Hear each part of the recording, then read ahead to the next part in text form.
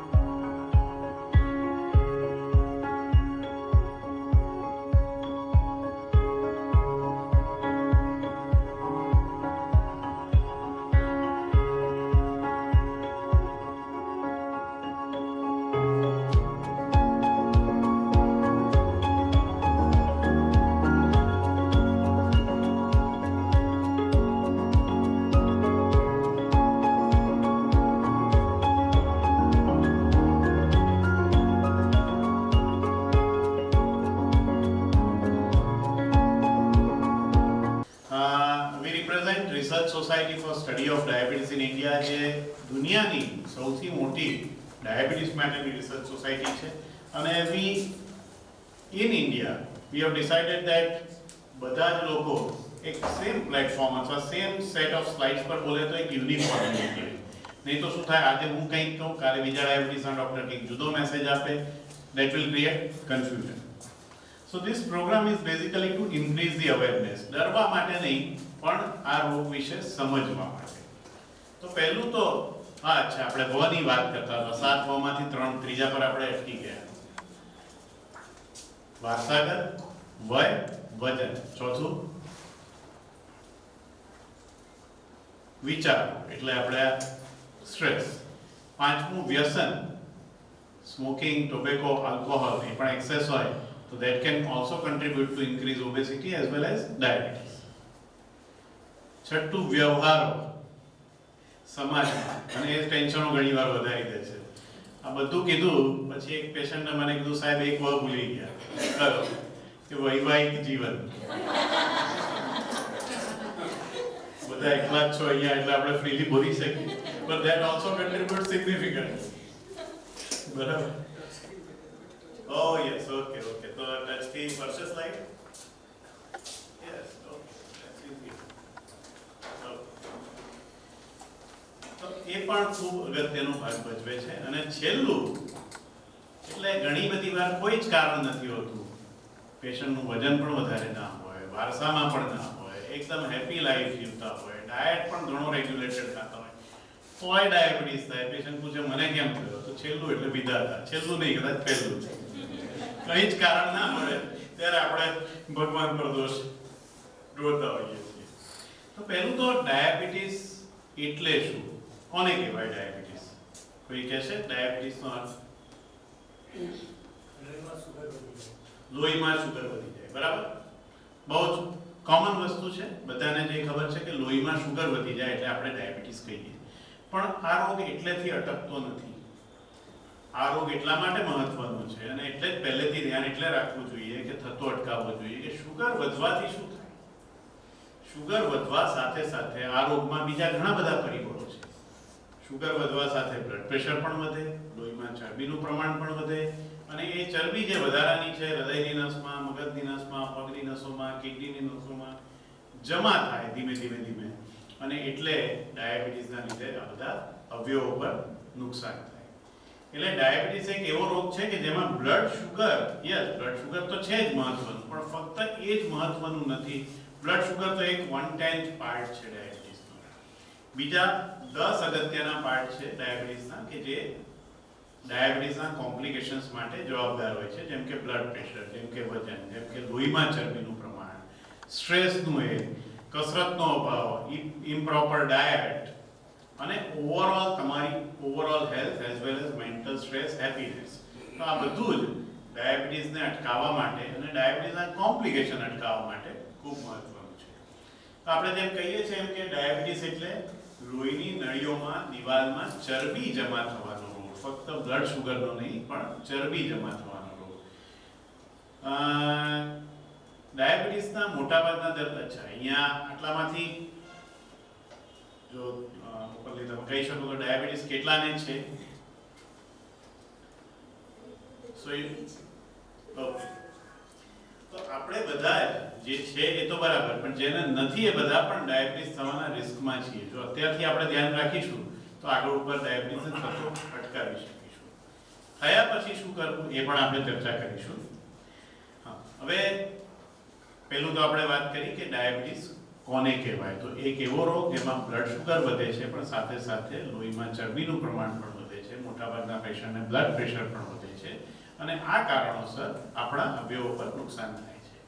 તો કયા કયા અવયવો વધારે અસર થાય? રાઈટ ફ્રોમ ઉપરથી ચાલુ કરીએ તો મગજની નસોમાં બ્લોકેજ થાય, સ્ટ્રોક થઈ શકે. Eyes, very right. આંખ પર ડાયાબિટીસની અસર થાય, રેટિનોપેથી કહેવાય, એને અટકાવી શકાતું હોય છે. ત્રીજું છે હાર્ટ. સૌથી અગત્યનું, ડાયાબિટીસના 60 થી 70% દર્દીને હૃદય પર અસર થતી હોય છે. એટલે હૃદય રોગ થાય, હાર્ટ એટેક આવી શકે, એન્જાઇના થઈ શકે, હૃદયનું પમ્પિંગ ઓછું થઈ શકે. ચોથું કિડની. તો કિડની ફેલ થવાના કેસમાં 5 માંથી 4 કેસ ડાયાબિટીસના હોય છે. એટલે ડાયાબિટીસના કારણે ધીમે ધીમે કિડનીની નસો બ્લોક થતી જાય અને કિડનીનું ફંક્શન ડાઉન થતું જાય. એટલે કિડની ફેલ થવાના પણ ડાયાબિટીસના કારણે ઘણા બધા કેસ બને છે. અને પાંચમું અગત્યનું, પગની નસો પર અસર થાય, ગેંગ્રીન થઈ જાય, પગમાં ઝંઝણાટી જેવું થાય, પગ કપાવાનો પણ વારો આવે, એવું ડાયાબિટીસમાં બનતું હોય છે. આ સિવાય બીજા કોમ્પ્લિકેશન છે, જેમ કે પ્રજનન તંત્ર પર અસર થાય, તમારા લીવર પર અસર થાય. આજકાલ લીવર ફેલ થવાનું, સિરોસિસનું મેઇન કારણ કયું છે? સાંભળ્યું હશે સિરોસિસ. Yes, alcohol. બરાબર. તો પહેલા alcohol was the number 1 reason. હવે ચરબીના લીધે લીવર વધારે ફેલ થાય છે. યુ રાઇટલી સે, ફેટી લીવર ડિસીઝ. તો એ પણ ડાયાબિટીસ અને ઓબેસિટી સાથે સંકળાયેલો છે. અને ભવિષ્યમાં, અત્યાર સુધી આપણે હાર્ટ અને કિડની પર જ ફોકસ કરતા હતા, પણ next decade is going to be with liver. કદાચ પટવારી સાહેબ 2 દિવસ પછી આવવાના છે તો આપણને એ વિશે માહિતી આપશે કે લીવર પર ચરબીના લીધે શું અસર થાય. તો લીવર પણ એક મહત્વનું અંગ છે કે જેને લીધે ડાયાબિટીસ, જેના પર ડાયાબિટીસના લીધે અસર થતી હોય છે. હવે ડાયાબિટીસની વાત કરીએ તો પ્રકાર કયા એના? બે મેઇન પ્રકાર. ટાઈપ 1 ડાયાબિટીસ એટલે કે જે બાળકોમાં થાય, નાની ઉંમરથી શરૂ થઈ જાય. ઘણાને 4 વર્ષે થાય, ઘણાને 8 વર્ષે થાય, ઘણાને 12 વર્ષે. યુઝ્યુઅલી આ રોગની શરૂઆત 20 વર્ષથી નાની ઉંમરમાં થઈ જતી હોય છે. છોકરાઓને થાય, છોકરીઓને થાય. અને એકાએક જ ઇન્સ્યુલિન બનવાનું શરીરના સ્વાદુપિંડમાંથી બંધ થઈ જતું હોય છે ને, એટલે આ ડાયાબિટીસ થાય છે.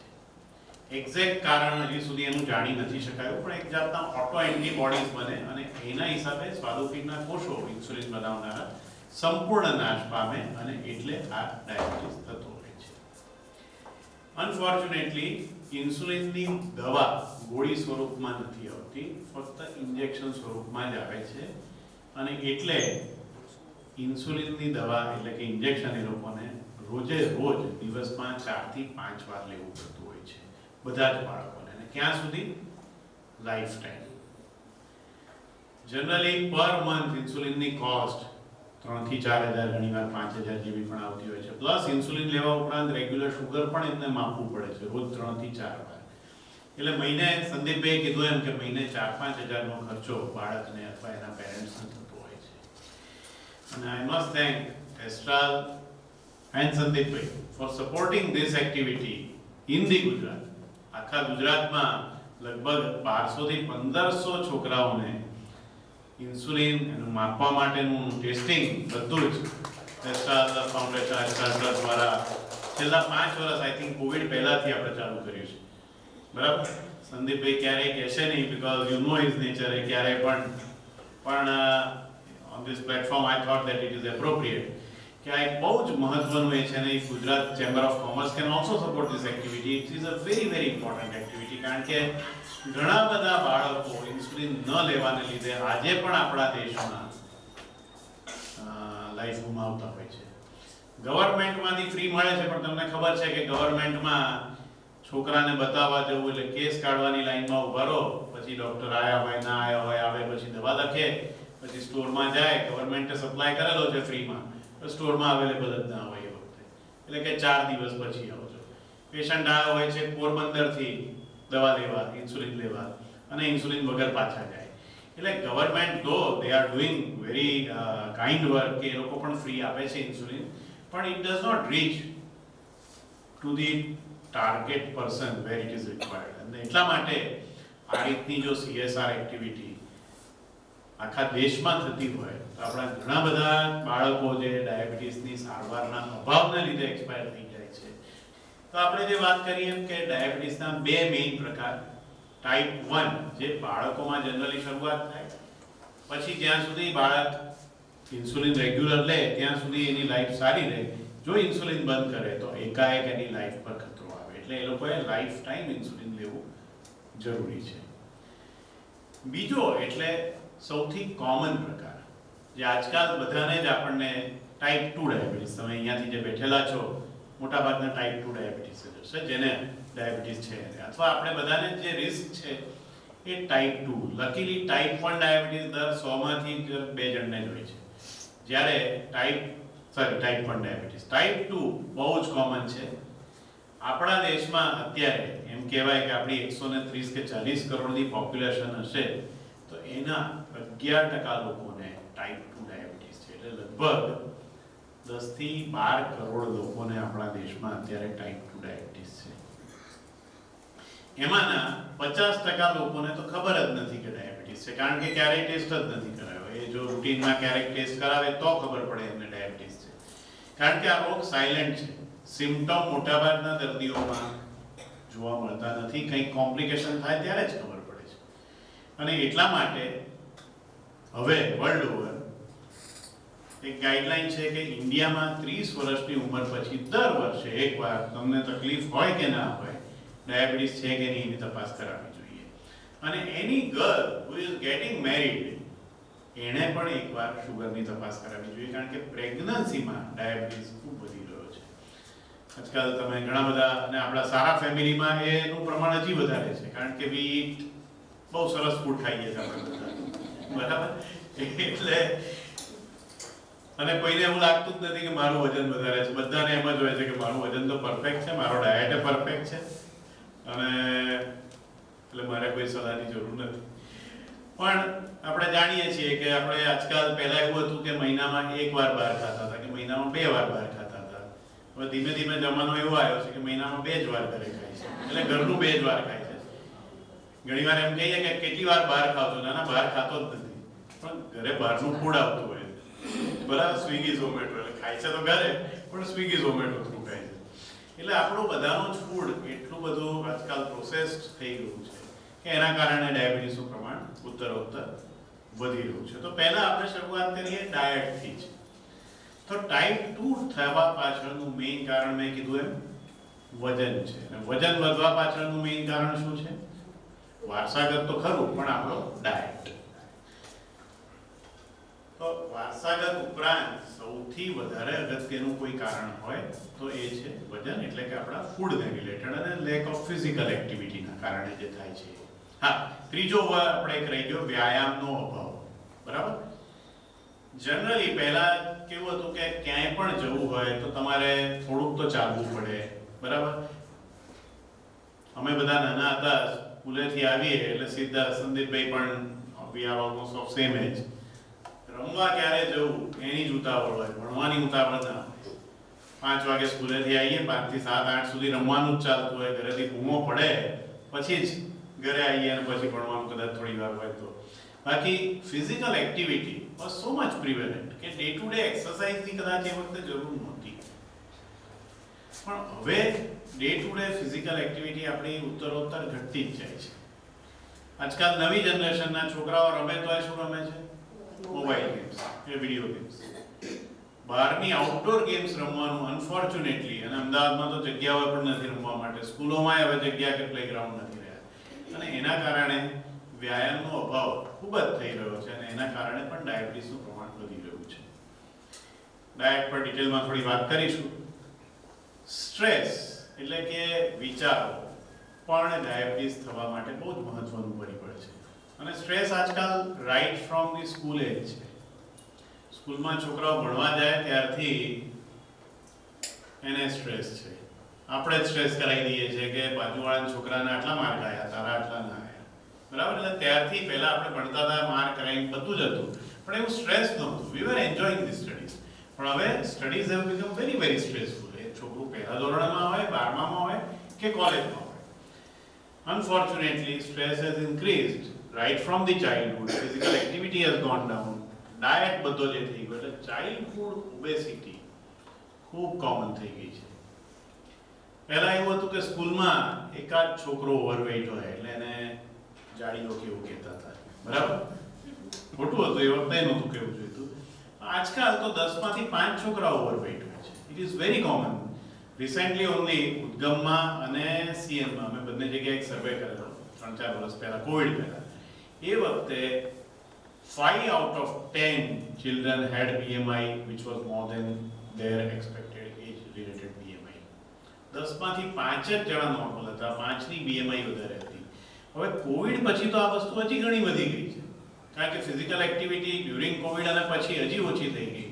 ડાયટ, લાઇફસ્ટાઇલ, પોલ્યુશન આ બધું જ કન્ટ્રીબ્યુટ કરે છે અને એટલે આ રોગનું પ્રમાણ ઉત્તરોત્તર આપણા દેશમાં અને વર્લ્ડ ઓવર પણ આપણા દેશમાં ખાસ કરીને વધી રહ્યું છે. અનફોર્ચ્યુનેટલી ચેમ્બર ઓફ કોમર્સમાં કદાચ બહુ જ પ્રગતિ થતી હશે, પણ આ રોગમાં પણ બહુ જ પ્રગતિ થઈ ગઈ છે. શોધમાં નહીં, એના આંકડામાં, એસ્પેશિયલી આપણા દેશમાં, which is a very unfortunate part. કારણ કે આપણે we are young talented country, but if young talented country develops this disease at very young age, everyone is not going to be Sandeep bhai કે એકદમ પહેલેથી નક્કી કરી લે કે મારે લાઈફસ્ટાઈલ બદલવી છે અને મારા રોગની સામે જીતવું છે. એવો મનોબળ બહુ જ ઓછાનું હોય છે. એટલે થતો રોકવો એક સૌથી મહત્વની વસ્તુ છે. તો થતો રોકવા માટે પહેલું તો વજન વધવાના. આ બધું હું અત્યારે તમને કોઈ ગભરાવા માટે નથી કહેતો, ખાલી એક આપણે ધ્યાન રાખવાનું છે આપણું, આપણા ફેમિલી મેમ્બર્સનું ને આપણા ફ્રેન્ડ્સ અને સોસાયટીનું, કે જેથી નિયર ફ્યુચરમાં આપણા ફેમિલી મેમ્બર્સને કે ફ્રેન્ડ્સને ડાયાબિટીસ ન થાય. હવે ડાયાબિટીસના મેઇન લક્ષણો કયા? કોઈ કહેશે કોમનેસ્ટ લક્ષણ કયું ડાયાબિટીસનું છે? એવી ખબર કેવી રીતે પડે? તરસ લાગે. Frequent urination, yes, correct. Mouth સુકાઈ જાય, મોઢું સુકાય એટલે તરસ લાગે. પગમાં દુખાવો થાય. Very good, one of the commonest symptom, yes. વારે વારે યુરિન કરવા રાત્રે જવું પડે. વેરી ગુડ, ઓવરઓલ પણ અને રાત્રે પણ. થાક લાગે બહુ, બરાબર છે. હાથ પગમાં ઝંઝણાટી થાય. પ્રાઇવેટ પાર્ટમાં ઇચિંગ થાય. That is again a very common symptom, પણ જનરલી બહુ શરમના લીધે કોઈ કહે નહીં, પણ it is a very common symptom. પણ કોમનેસ્ટ સિમ્પટમ ડાયાબિટીસ મેં આગળ કીધું એમ 10માંથી 5 પેશન્ટને કોઈ સિમ્પટમ જ નથી હોતા. સાયલેન્ટ.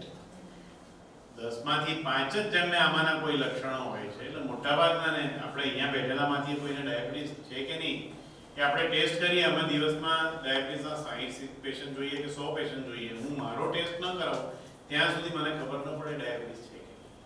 એટલે ગમે તેટલા સિમ્પટમ હોય કે ન હોય, વર્ષે એકવાર મિનિમમ ડાયાબિટીસ છે કે નહીં તપાસ આગળ કરાવવી જોઈએ, so that you can pick up the disease early. સીધું જ લઈ આ સિમ્પટમ વિશે વાત હતી.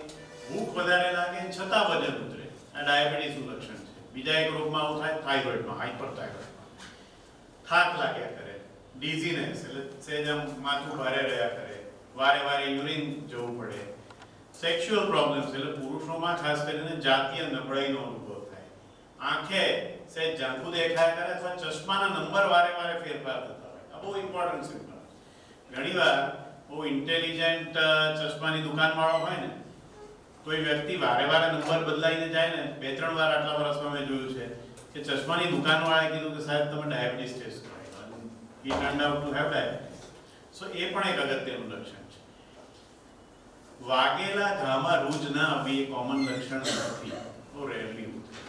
જેને ડાયાબિટીસ વર્ષોથી છે ને કંટ્રોલમાં ના રહે તો એને જ થાય, બાકી it is not a primary symptom. હવે નિદાન કેવી રીતે કરવાનું, તો એ વિષય પર આવીએ. તો પહેલા તો કોણે તપાસ કરાવી? મેં કીધું 30 વર્ષથી ઉપરની વ્યક્તિએ તો દર વર્ષે ઓછામાં ઓછી કરાવવી જોઈએ તપાસ. એ ઉપરાંત કોણે કરાવવી જોઈએ? જેને સાથે સાથે બીજા રોગો છે, જે કે બીપી છે, કે હૃદય રોગ છે, કે જેનું વજન વધારે છે, કે જેના વારસામાં ડાયાબિટીસ છે, જેને પ્રેગ્નન્સી દરમિયાન ડાયાબિટીસ થયો હતો, તો આ બધા વ્યક્તિએ થોડું વધારે અવારનવાર કરાવવી જોઈએ.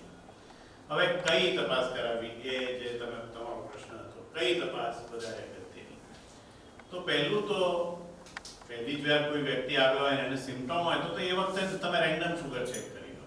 જો રેન્ડમ શુગર જ 200-250 થી વધારે હોય તો HbA1c નો ટેસ્ટ કરાવો, એટલે 3 મહિનાની એવરેજ. પણ ધારો કે એ નોર્મલ હોય અને તપાસ કરાવવી છે તો સૌથી ઇમ્પોર્ટન્ટ તપાસ છે સવારે ભૂખ્યા પેટની તપાસ. Overnight fasting. ભૂખ્યા એટલે ઘણીવાર પેશન્ટ એમ કહે કે હું તો 6 કલાકથી ભૂખ્યો છું, અત્યારે કરી લો. એ કરી શકાય એ વખતે, પણ એ ભૂખ્યા પેટનું નથી કહેવાય. ભૂખ્યા પેટનું કોને કહેવાય? Overnight fasting. રાત્રે સૂઈ ગયા પછી સવારે તમે પાણી સિવાય કંઈ ન લો, ચા નાસ્તો કર્યા વગર ટેસ્ટ કરાવો, ધેટ ઇઝ 8 કલાક સુધી ભૂખ્યા રહીને. So that is fasting blood sugar. Normal કેટલું હોય? Less than 100. ડાયાબિટીસ ક્યારે કહેવાય? More than 126. 100 અને 125 ની વચ્ચે પ્રી ડાયાબિટીસ કહેવાય, એટલે તમે બોર્ડર પર છો, વેઇટિંગ લિસ્ટમાં છો. જો ધ્યાન નહીં રાખો તો કન્ફર્મ થઈ જશો, અત્યારે વેઇટિંગ લિસ્ટ. સિમિલરલી ખાધા પછીની શુગર. હવે ખાવામાં એવું છે કે દરેકનો ખોરાક અલગ અલગ હોય, એટલે આઈડિયલી ગ્લુકોઝ પીધા પછીની શુગર, પણ પ્રેક્ટિકલી આપણે ખાધા પછીની શુગર ટેસ્ટ કરતા હોઈએ છીએ.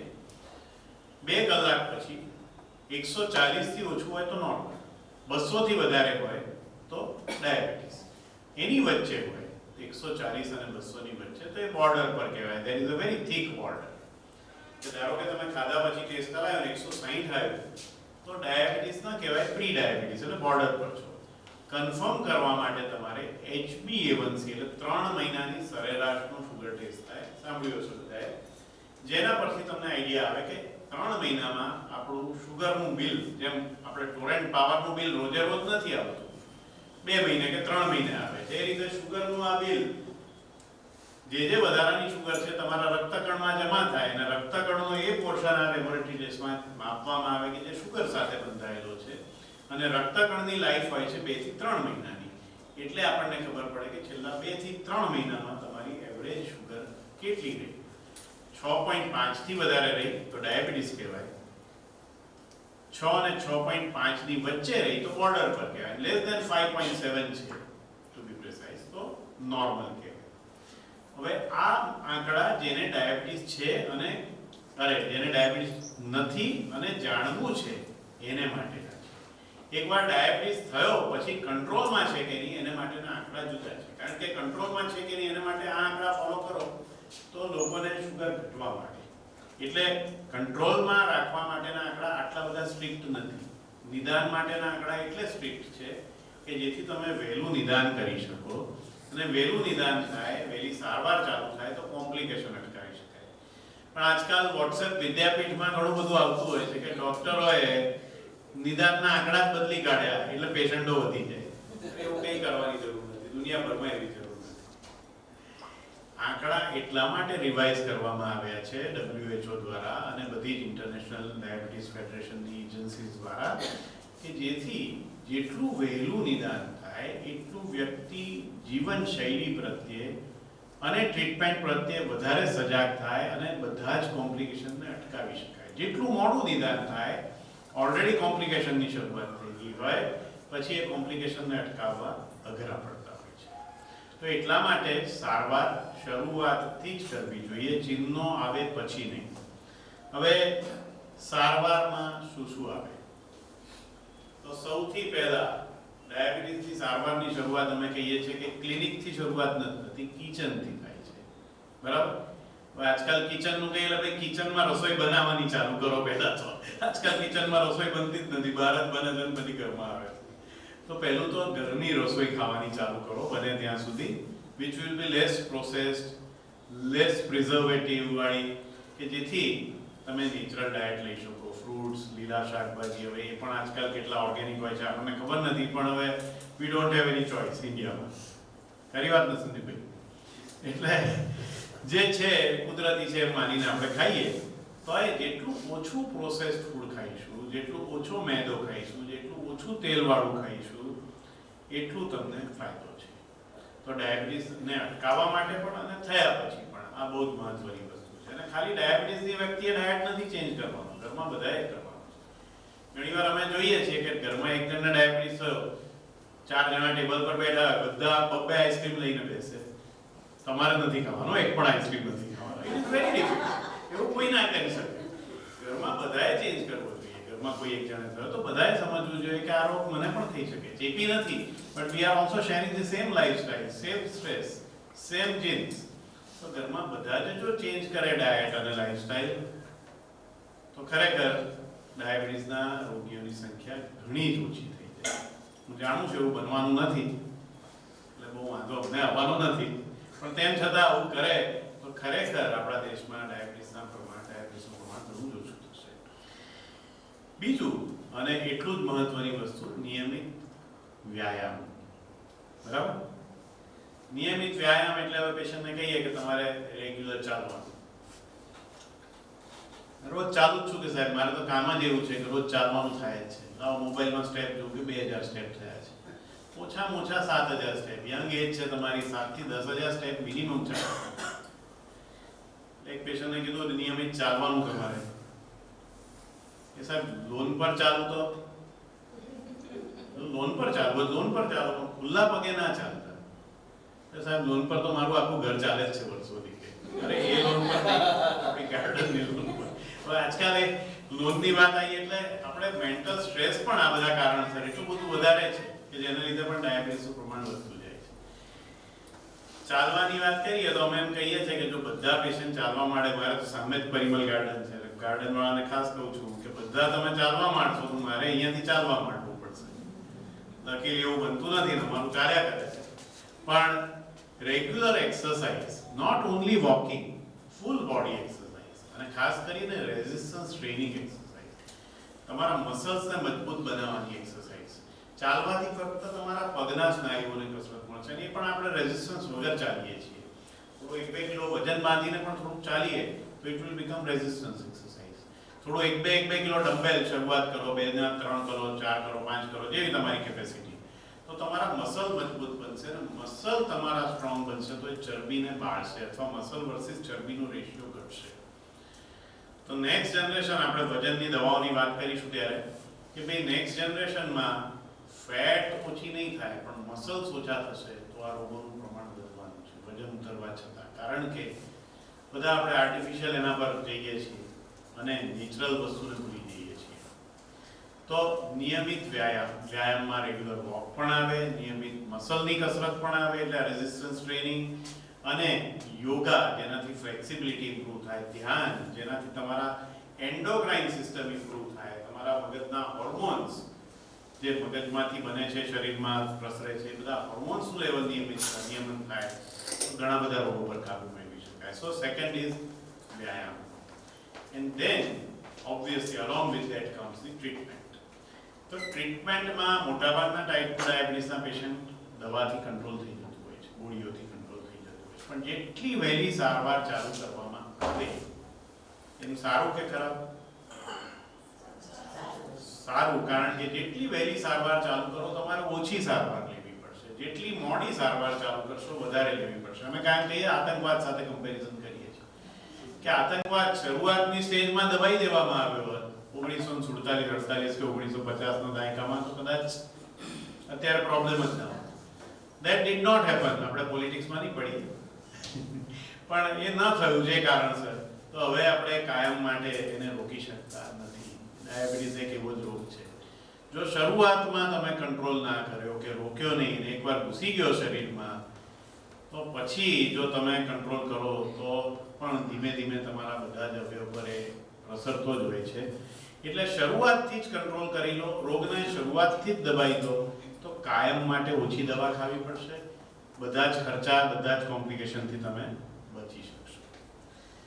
હવે કેટલાક કેસમાં ગોળીઓ આપવા છતાં પણ કંટ્રોલમાં ના આવે તો ઇન્સ્યુલિનની જરૂર પડે. ઇન્સ્યુલિન કોઈ ખરાબ પદાર્થ નથી, ઇન્સ્યુલિન એક નેચરલ વસ્તુ છે, શરીર નથી બનાવતું તો બહારથી આપવું પડે. અનફોર્ચ્યુનેટલી ઇન્સ્યુલિન ગોળી દ્વારા નથી આપી શકાતું, એનું ઇન્સ્યુલિન ઇન્જેક્શન જ આપવું પડતું હોય છે. અને એટલે બધાને એક બીક હોય છે કે મારે ઇન્જેક્શન લેવું પડશે, મારે ટ્રીટમેન્ટ જ નથી લેવી, એવું નહીં કરવું. હવે શોર્ટમાં વાત કરીશ, એકવાર થયા પછી તમને ડૉક્ટર ઘણીવાર તપાસ કરવાની કહેતા હશે કે તમે શુગરની તપાસ કરાવો, એવરેજ શુગર કરાવો, લિપિડ પ્રોફાઇલનો રિપોર્ટ કરાવો, કિડનીનો રિપોર્ટ કરાવો, યુરિનમાં પ્રોટીન જાય છે કે નહીં, લીવરનો રિપોર્ટ, કાર્ડિયોગ્રામ, આંખની તપાસ. અને ઘણીવાર પેશન્ટને આટલા બધા તપાસ ક્યાં જરૂર છે, મને તો પછી તકલીફ જ નથી, આ તો ખાલી આવ્યો, ભૂલથી ટેસ્ટ કરાયો, શુગર આવ્યું તો ડૉક્ટરે તો લિસ્ટ નથી આપ્યું મોટું. શું એ જરૂરી છે? Yes, it is necessary. કેમ? કારણ કે મેં આગળ કીધું એમ ડાયાબિટીસ અલગ અલગ અવયવો પર અસર કરે છે. જો તમે શરૂઆતમાં જ જાણી લેશો કે કોઈ અવયવ પર અસર છે કે નહીં, અને આ બધી અસર સાયલેન્ટલી થતી હોય છે, દર્દીને ઘણી મોડી ખબર પડતી હોય છે, તો શરૂઆતથી જો આ જાણી લેશો તો તમે બધા જ કોમ્પ્લિકેશનને અટકાવી શકશો અથવા ડીલે કરી શકશો. એટલે પિરિયોડિકલી આ તપાસ કરાવવી. હવે ઘણી બધી મિથ્સ હોય છે ડાયાબિટીસ વિશે. તો પહેલું તો બધાને એમ જ હોય છે કે મને કોઈ સિમ્પટોમ નથી, મારે કોઈ ટેસ્ટ કરાવવાની જરૂર નથી. તો એ આગળ મેં કીધું એમ સિમ્પટોમ્સ ઘણા બધા ઓછા પેશન્ટને હોય છે, મોટા ભાગના સિમ્પટોમ હોતા નથી, એટલે તપાસ કરાવવી જરૂરી છે. બીજું, હું ગળ્યું ખાતો નથી સાહેબ, મને ક્યારેય ડાયાબિટીસ નહીં થાય. તો ગળ્યું ખાવાનું યસ એની સાથે સંકળાયેલું છે કે કેલરી જેટલી વધારે ખાશો રિસ્ક વધારે છે. ગળ્યું ન ખાતા હો પણ તમે મેદાવાળી વસ્તુ વધારે ખાતા હો, તમારું વજન વધારે હોય તો પણ ડાયાબિટીસનું પ્રમાણ વધારે છે. ફેમિલી હિસ્ટ્રી નથી એટલે મને નહીં થાય. બીજું, ઘણા બધા યુફોરિક હોય છે, તો ઘણા બધાને એકદમ જ સહેજ શુગર આવે ને ગભરાઈ જતા હોય, તો એવું ગભરાઈ જવાની જરૂર નથી. Diabetes is an opportunity to improve your lifestyle, not a fearful factor કે જેને લીધે તમારે ગભરાઈ જાઓ અને તમે બધું જ છોડી દો. એવું કરવાની જરૂર નથી. You can enjoy normal life. કોઈક વાર આઈસ્ક્રીમ ખવાય, કેરી તો 100% ખવાય. કેરી ખાવાથી ડાયાબિટીસ કેરીના રસથી વધે, પણ કેરી ખાવાથી શુગર વધતી નથી. એટલે માપસર કેરી ખવાય, કોઈક વાર આઈસ્ક્રીમ પણ ખવાય, બધું જ ખવાય. નિયમિત દવા લેવી જોઈએ, that is very very important. એ ડૉક્ટરને પૂછ્યા વગર બંધ ન કરવી જોઈએ. એટલે એવું નથી કે દવા ન લેવી. અને ડાયાબિટીસના દર્દીએ ફક્ત શુગરની નહીં, મોટાભાગનાને બીપીની અને દરેક પેશન્ટને કોલેસ્ટેરોલની દવા અચૂક લેવી જોઈએ. એ એક બહુ અગત્યનો મેસેજ છે. તો મટી શકે? યસ એન્ડ નો. મોટાભાગના કેસમાં નહીં, પણ જે ઓવરવેઇટ હોય, સારું એવું વજન ઉતારે, 100 કિલો વજન હોય ને 20 કિલો વજન ઉતારે તો એનો ટેમ્પરરી જતો. ઓગળી જાય તો નહીં, ઉતારે એટલે ચરબી ઉતારે, મસલ નહીં. મસલ ઓગળી જાય તો ઉલટાનું વધી જાય. અને આજકાલ લોકો બહુ સ્ટ્રિક્ટ ડાયટ વધારે પડતું કરીને વજન ઉતારે છે, તો એમાં ચરબી એટલી નથી ઉતરતી, મસલ ઉતરી જતા હોય છે. અને મસલ ઉતરી જવાથી તમારી હેન્ડ ગ્રીપ વીક પડી જાય, પગ, હાથ, બધા સ્નાયુઓ એકદમ પાતળા પડી જાય, ચરબી એટલી ને એટલી રહે, પેટનો ભાગ એકદમ ફૂલેલો રહે, બાકી બધું એ તો ઉલટાનું નુકસાન કરે. એટલે સાયન્ટિફિક વેમાં વજન ઉતારવામાં આવે તો ચોક્કસપણે ડાયાબિટીસને કાયમ માટે નહીં તો એટલીસ્ટ ટેમ્પરરી રિવર્સ કરી શકાતું હોય છે. પણ ઇન કન્ટ્રી લાઈક અસ, મેં કીધું એમ 100 માંથી 2-4 જણા જ કદાચ એનાથી ઓછા આ લાંબા સમય સુધી કરી શકે છે. ને એટલા માટે અમુક જ કેસમાં અશક્ય છે. 15% વજન ઉતરે તો. એના કરતાં વધારે ઈઝી છે અટકાવવું. એકવાર આયા પછી રિવર્સ કરવા માટે તમારે બહુ મહેનત કરવી પડશે, પણ અટકાવવો ડેફિનેટલી પોસિબલ છે. જેમાં આપણે અહીંયા છીએ જ્યારે ડાયાબિટીસ નથી, જો લાઈફસ્ટાઈલ બરાબર લીધીએ, બને એટલું આપણે અવોઇડ કરીએ બહારનું ફૂડ, વાર તો ખાવું પડે. સ્ટ્રેસ જેટલું બને એટલું ઓછું રાખીએ. બધી વસ્તુ તો અવોઇડ કરવી પોસિબલ ના હોય. બે જાતના સ્ટ્રેસ હોય. એક ઉપરવાળો આપે છે સ્ટ્રેસ, એ આપણા હાથમાં નથી. બીજું આપણે જાતે ઊભું કરીએ છીએ સ્ટ્રેસ. ત્રીજું ઘરવાળા આપે સ્ટ્રેસ. અમારા ઘરવાળા નથી અહીંયા બોલી શકું, એ મેનેજેબલ નથી. પણ જે આપણે જાતે ઊભું કરીએ છીએ અમુક સ્ટ્રેસ, એ ચોક્કસપણે અવોઇડ કરી શકાતું હોય છે. મહત્વ છે નેચરલ ફૂડ બને એટલું વધારે લઈએ તો ડેફિનેટલી આપણે ડાયાબિટીસને અટકાવી શકીએ. હવે થતું નુકસાન સુધારી શકાય? હા, એ ચોક્કસપણે સુધારી શકાય. ઘણી બધી સરસ દવાઓ હવે છે કે જે ડાયાબિટીસના કોમ્પ્લિકેશન્સને રોકે છે. જેમ સ્ટેટિન્સ, કોલેસ્ટ્રોલની દવા હૃદય રોગને અટકાવવા માટે ડાયાબિટીસના પેશન્ટ માટે તો ખૂબ જ મહત્વની છે. તો સ્ટેટિન માટે પણ સોસાયટીમાં બહુ જ બધા નેગેટિવ વાતો ચાલે. સ્ટેટિનથી આ થાય, સ્ટેટિનથી આ થાય. સ્ટેટિન જેવી કોઈ ડિસ્કવરી છેલ્લા 50 વર્ષમાં થઈ જ નથી. હા, સ્ટેટિન લેવા છતાં પણ હૃદય રોગ થઈ શકે. આ તો પેલા એના જેવું છે કે તમે સીટ બેલ્ટ પહેર્યો તો એક્સિડન્ટ તો થઈ જ શકે, but it is a protection, very easy protection, very economical protection, very safe protection કે જેની સાઇડ ઇફેક્ટ બહુ જ ઓછી છે, અને છતાં ઘણા બધા લોકો સ્ટેટિન નથી લેતા અનફોર્ચ્યુનેટલી. અધરવાઇઝ સીટ બેલ્ટ જેવું છે, એક જ વાર થોડો પહેરવાનું, જેટલી વાર ગાડી ચલાવો પહેરવાનું. જ્યાં સુધી તમે પહેરશો ત્યાં સુધી જ યુ આર પ્રોટેક્ટેડ, જ્યાં સુધી તમે દવા લો છો ત્યાં સુધી જ પ્રોટેક્ટેડ. ઝીરો થઈ જાય તો એ લેવાની, ના માઇનસ થાય કદાચ 2-3 દિવસ પછી કેયુરભાઈ છે અહીંયા, તો કેયુરભાઈ કહેશે માઇનસ થાય તો લેજો, અહીંયા નહીં ત્યાં જઈને લેજો એમ કહેશે. તો સ્ટેટિન્સ આર ઇમ્પોર્ટન્ટ. બહુ રેરલી એની સાઇડ ઇફેક્ટ થતી હોય છે, સો ઓવરઓલ બેનિફિટ ઘણો જ વધારે છે. Of course it is not as a replacement to diet and lifestyle, but it is in addition to that. કારણ કે લાઇફસ્ટાઇલ ઇમ્પ્રુવમેન્ટ તો બહુ ઇમ્પોર્ટન્ટ છે જ. આપણે વાત કરતા હતા વજનની દવાઓની, તો હવે બે બહુ જ ફેમસ દવાઓ આજકાલ માર્કેટમાં છે. અત્યાર સુધી યુએસમાં સૌથી પહેલું આવ્યું ઓઝેમ્પિક, મે બી ઇન 2017 or 18, રાઈટ? એકદમ જ બધા જ ન્યૂઝની હેડલાઇન્સ થઈ ગઈ. તમે વોટ્સએપ જુઓ કે ગૂગલ જુઓ કે ઇન્સ્ટાગ્રામ જુઓ, Ozempic babies, Ozempic parties, Ozempic weddings. Ozempic became overnight so popular. Actually diabetes માટેની દવા, એનાથી વજન ઉતરે, પણ વજન એટલું સરસ ઉતરવા માંડ્યું કે લોકોએ જેને ડાયાબિટીસ પણ નથી, એવા ઓવરવેઇટ પણ નથી, પણ સેલિબ્રિટીઝને તો ખાવું તો પડે જ, બાર પાર્ટીઝ ને આ બધું ઓછું ખાય એટલા માટે તે સ્ટાર્ટ કર્યું.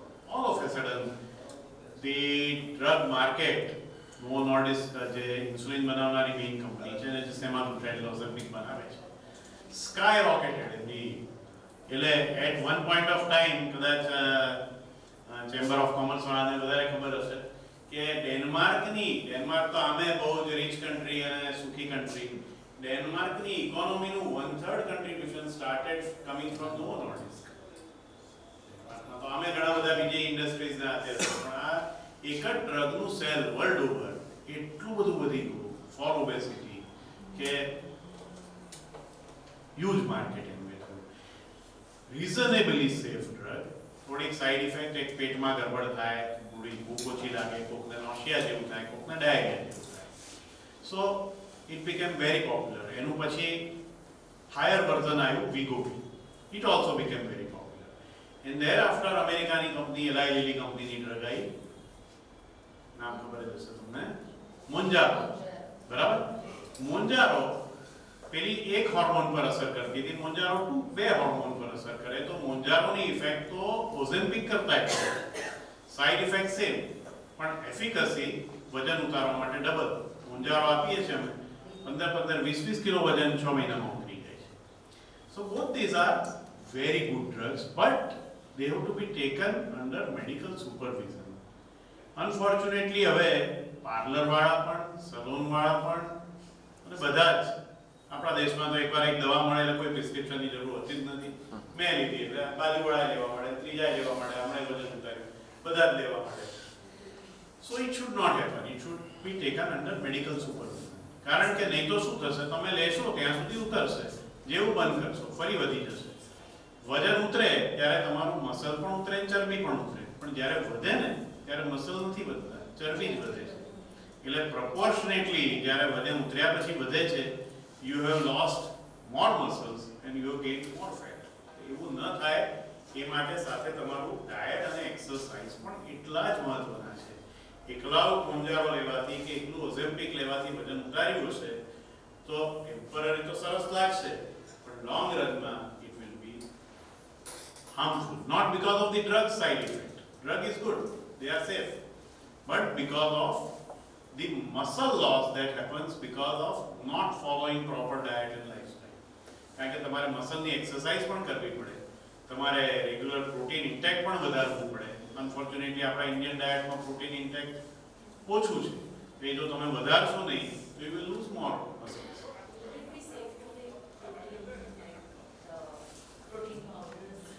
સપ્લિમેન્ટ આપણા મોટાભાગના પેશન્ટે જો વજન ઉતારતા હોય તો લેવું જોઈએ, કારણ કે આપણે આપણા ડાયટમાં પ્રોટીનના સોર્સિસ કયા?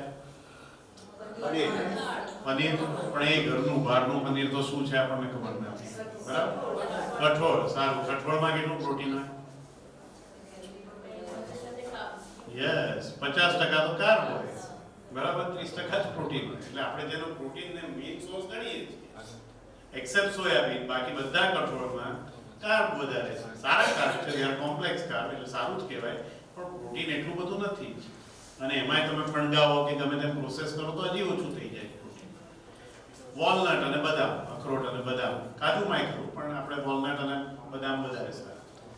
સિંગ ચણા ચાલે, everyone cannot afford walnut and almond, તો સિંગ ચણામાં પણ સારું પ્રોટીન છે.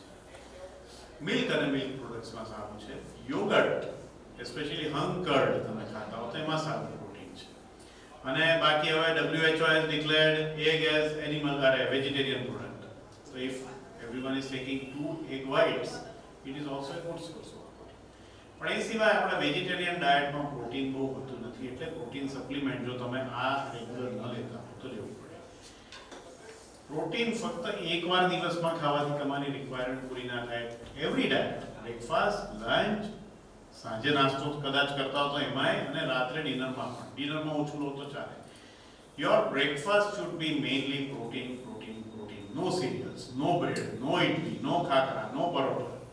આપણે અનફોર્ચ્યુનેટલી એ જ ખાઈએ છીએ. એટલે અમે તો એમ કહીએ કે એના કરતા ગાંઠિયા સારા. ગાંઠિયા ના ખાતા, આપણે ચણાનો લોટ છે, આપણે એમાં સોડા અને મીઠું બહુ વધારે છે, ઓઇલ બહુ વધારે છે, એટલે ડોન્ટ વોન્ટ બી ગાંઠિયાનું કહું તો. પણ ખાખરા એટલા જ ખરાબ છે કે ખાખરા એ બેઠેલા અહીંયા કાઠિયાવાડી જીવ મળી એટલે કાલે ખાખરા ખાવાનું બહાનું મળી જશે. એટલે નાસ્તામાં ખાખરા કે ઇડલી કે બ્રેડ કે ખાવા, સિરિયલ્સ પણ, સિરિયલ્સ ઇઝ વોટ કાર્બોહાઈડ્રેટ, એ ખાવા કરતાં ફણગાવેલું કઠોળ, ફ્રૂટ્સ, વોલનટ્સ, અને એક ખાતા હોય તો એક, નહીં તો પછી યોગર્ટ, આવું ખાવું વધારે ઉત્તમ છે. મોંજાઓ અને ઓઝેમ્પિક માટે સંદીપે કીધેલું થોડુંક એના માટે પણ, કે આજકાલ ગૂગલ પર ઘણી બધી એની ઓસ્ટ્રેલિયામાં થયું તે થયું સુસાઇડિયલ આઈડિયાઝ.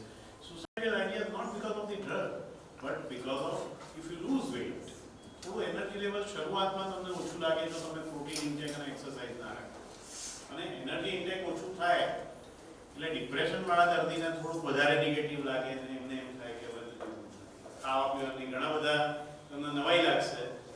જેટલા લોકોને ખાવાનું ખોરાક ઓછો કરવાનું કહીએ ને, they feel depressed. આપણે ખાઈએ છે કે જીવવા માટે ખાતા હોતા